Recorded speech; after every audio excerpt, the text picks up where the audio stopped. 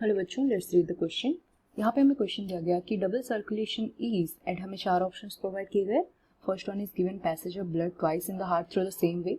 Second दिया गया passage of blood twice in the heart through the unique way. Third दिया गया passage of blood twice in heart through the separate way. And fourth दिया गया none of this. तो चलिए देखते हैं यहाँ पे हमारा करेक्ट आंसर क्या आएगा।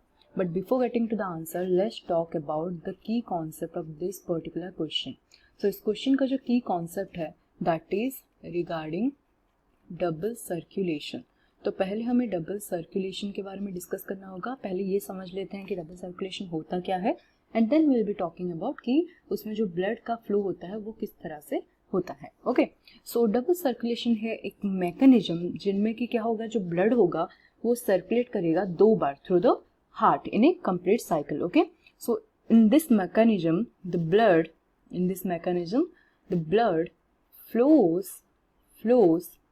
flows through heart twice. Okay, flows through heart twice in a complete cycle. Okay, in one complete cycle. So एक complete cycle में ही जो blood होगा वो दो बार पास करेगा थ्रू हार्ट, उसको बोला जाएगा double circulation.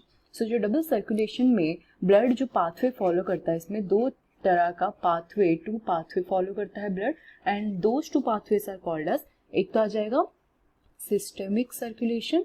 Okay, systemic circulation ये एक पाथवे है, and the other pathway is the pulmonary circulation. Okay, pulmonary circulation. So ये दो पाथवे फॉलो करता है blood during the double circulation process. अब बात करते हैं इन दोनों पाथवे के बारे में थोड़ा ब्रीफली। सो अगर हम सिस्टमिक सर्कुलेशन की बात करें, फिर टॉक अबाउट सिस्टमिक सर्कुलेशन की अगर बात करें, ये किसके बीच में रहता है। So this circulation occurs in between heart and body tissue. Okay, in between heart and body tissue के अंदर ये सर्कुलेशन हमें देखने को मिलेगा। Okay, body tissue. सो इसमें बेसिकली होता क्या है, यहाँ पे जो ऑक्सीजनेटेड ब्लड होगा in this circulation, oxygenated blood जो होगा वो फ्लो करेगा फ्रॉम हार्ट टू टिश्यू तक फ्लो करेगा। ओके, एंड टिश्यू से जो डीऑक्सीजनेटेड ब्लड होगा वो रिटर्न करेगा टिश्यू से राइट एट्रियम में। Okay, and then the deoxygenated blood जो होगा, ऑक्सीजनेटेड ब्लड जो होगा वो क्या करेगा, that blood will be return from